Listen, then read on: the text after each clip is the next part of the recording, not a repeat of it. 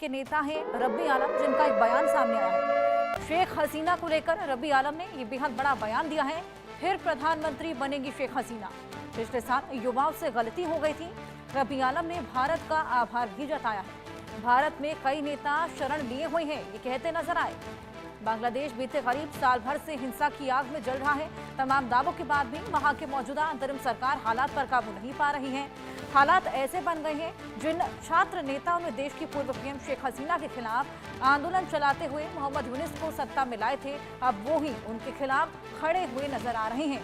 इन सब के बीच देश की पूर्व प्रधानमंत्री शेख हसीना को लेकर आवामी लीग के वरिष्ठ नेता है डॉक्टर रब्बी आलम, जिन्होंने एक बेहद बड़ा दावा किया है।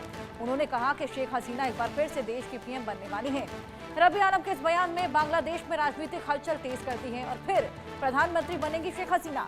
आवामी लीग के नेता के दावे से बांग्लादेश में सियासी पारा भी चढ़ गया है और आवामी लीग के नेता रब्बी आलम ने कहा कि पिछले साल देश के युवाओं ने जो शेख हसीना सरकार के खिलाफ किया, ये उनकी सबसे बड़ी गलती थी। हमें लगता है कि युवाओं से बेहद बड़ी गलती हो गई है। ये बेहद बड़ा बयान आवामी लीग के नेता रब्बी आलम का। फिर प्रधानमंत्री बनेगी शेख हसीना, ये रब्बी आलम का बेहद बड़ा बयान सामने आया है। रैनिक हमारे सहयोगी हमारे साथ जुड़े हुए हैं।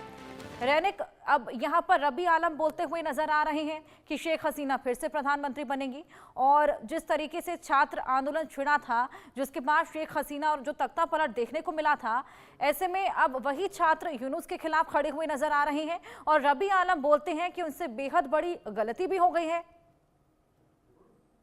हाँ, एकदम देखिए, रब्बी आलम की तरफ से जो दावा किया गया है कि शेख हसीना फिर से बांग्लादेश का प्रधानमंत्री बनेंगी, इसके पीछे उन्होंने दो कारण सामने रखा है कि छात्र आंदोलन जब हुआ था उसके बाद छात्रों की तरफ से मोहम्मद यूनिस के ऊपर एक उम्मीद रखा गया था कि मोहम्मद यूनिस सत्ता में आने के बाद बांग्लादेश का तस्वीर कुछ अलग ही होगा। बांग्लादेश में जो छात्रों का डिमांड है वो पूरा किया जाएगा, बांग्लादेशी लोगों का जो डिमांड वो पूरा किया जाएगा और बांग्लादेश का जो परिस्थिति है वो परिस्थिति भी शांत हो जाएगा और परिस्थिति चेंज हो जाएगा। मगर मोहम्मद यूनिस सत्ते में आने के बाद से जो तस्वीर सामने आया है, यानी अगस्त महीने से लेकर फरवरी महीने तक जिस तरीके का तस्वीर बांग्लादेश से सामने आया है, उसमें साफ है कि बांग्लादेश में मोहम्मद यूनिस के ऊपर जो उम्मीद बांग्लादेशी लोग या बांग्लादेश का जो पॉलिटिकल पार्टी हो या तो बांग्लादेश का जो छात्र संगठन उनकी तरफ से रखा गया था, वो उम्मीद फुलफिल नहीं कर पाया मोहम्मद यूनिस। और इसी वजह से छात्र संगठन की तरफ से मोहम्मद यूनिस का ये इंटरिम गवर्नमेंट छोड़कर छात्र संगठन के जो लीडर,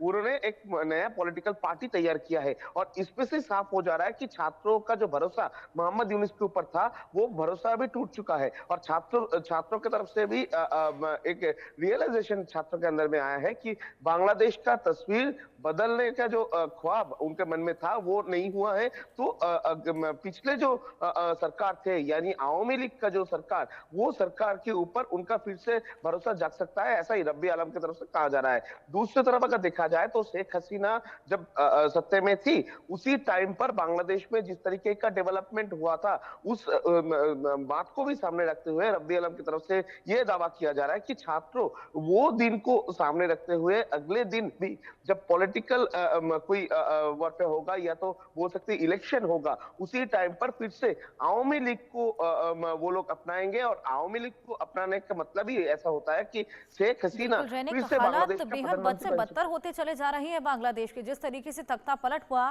फिर यूनुस सरकार आई, यूनुस सरकार के तमाम फेलियर्स देखने को मिले और अब ये दावा कि शेख हसीना वापस सत्ता में आएगी। अब देखना होगा कि आखिर बांग्लादेश में आगे क्या कुछ होता है। बहुत शुक्रिया आपका तमाम जानकारी के लिए। आगे बढ़ेंगे। दिल्ली में बीजेपी सरकार आने के बाद से यमुना सफाई का